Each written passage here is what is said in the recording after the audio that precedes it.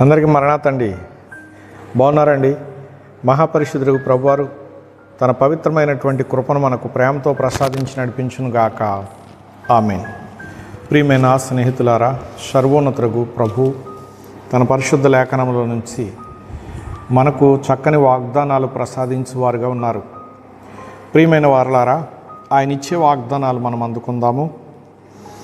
యెహోషువ గ్రంథము 1వ అధ్యాయము 9వ వచనమును మనం చూద్దాము. నేను నీకు ఆజ్ఞ ఇచ్చి ఉన్నాను కదా, నిర్భయము కలిగి ధైర్యముగా నుండుము, దిగులు పడకము, జడియకము అని సర్వోన్నతుడు ప్రభు ఇక్కడ సెలవిస్తూ ఉన్నారు. ప్రియమైన స్నేహితులారా, మోషే గారి ద్వారా ఐగుప్తు దేశంలో నుండి బయలుదేరిన ఇశ్రాయేలు ప్రజలు సాగిపోచుండగా మోషే గారిని మరి దేవుడు తీసుకువెళ్ళిపోయిన తర్వాత, ప్రియులారా, ఆయన పని పూర్తి చేసుకున్న తర్వాత బాధ్యతలన్నీ యెహోషువ గారికి అప్పగించబడ్డాయి.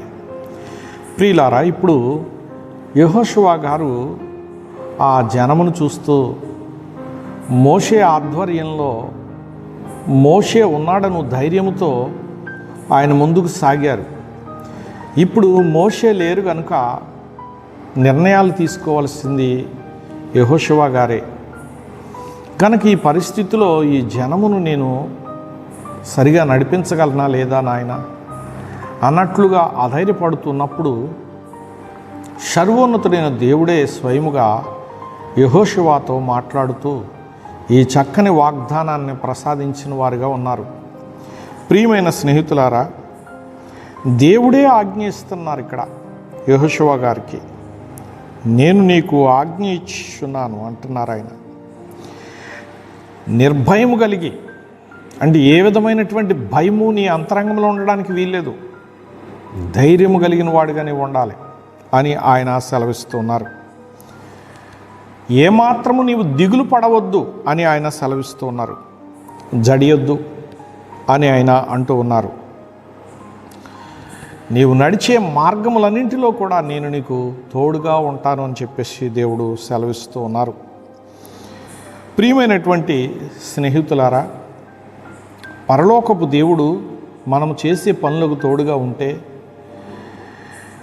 ఎంతటి శత్రువు అయినా ఆ పనులను పాడు చేయలేడు.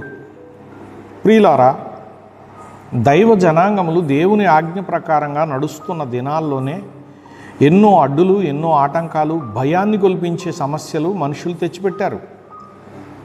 ప్రియులారా, ఈ కడవరి దినాలలో మరి ఉన్న మనము ముందు జరిగినటువంటి ఈ చరిత్రను ధ్యానం చేస్తున్నప్పుడు ఆ కాలమందున్న భక్తులకు దేవుడు దిగువచ్చి ఎలాగూ సహాయం చేశాడో ఆ విధి విధానాలను తలంచుకుంటూ దేవుని మహిమపరుస్తూ మనము మన బ్రతుకులను సాగించుకుందాం. ఆ సహాయకుడైనటువంటి దేవుడు నేడును సహాయకుడుగా ఉన్నారు. ఎందుకంటే నిన్న నేడు నిరంతరం ఏకరీతిగా సదాకాలము మీతో కూడా ఉన్నాను అని అన్నారు కదా. గనుక ఉన్నవాడను అనువాడను నేనై ఉన్నాను అని అన్నారు కదా. ఇట్టి మహాపరిశుద్ధుడైన ప్రభువట తన పరిశుద్ధమైనటువంటి కృపను నేటి కాల భక్తులమైన మనకు ప్రసాదించిన వారై ఉన్నారు. గనుక ఆనాడు ఆ ప్రజలను మోషే కాలంలో ఎర్ర సముద్రాన్ని పాయలుగా చేసి దాటించారు. యెహోషువ కాలంలో యోర్దాన్ నదిని దాటించారు.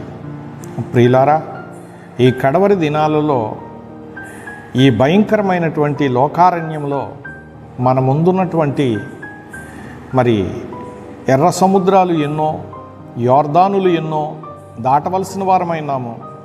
అలా దాటించు దేవుడు మనకు తోడై ఉన్నారు కనుక ఆయన వైపు చూద్దాం. ఆ కాలమందున్న నీ బిడ్డలకు అందించిన సహాయము నేడు మాకును అందించుమయ్యా అని వేడుకొందాం. ప్రభు తక్షణమే సహాయం అందించునుగాక. చిన్న ప్రార్థన చేద్దాం. ప్రాణప్రియుడైన ప్రభువానికి స్తోత్రములు.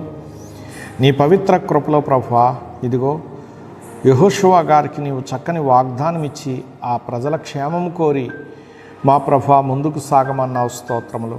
అట్లే నేడున్న దైవ జనాంగమును బట్టి స్తోత్రములు, దేవుని రాజ్యమును బట్టి స్తోత్రములు చెల్లిస్తూ నీ సహాయమును మాకు అందించుమని, ముందుకు నడిపించుమని ప్రభును రక్షకుడగు యేసుక్రీస్తు వారి పేరిట ప్రార్థించి సమర్పించుకుంటున్నాను పరమ తండ్రి.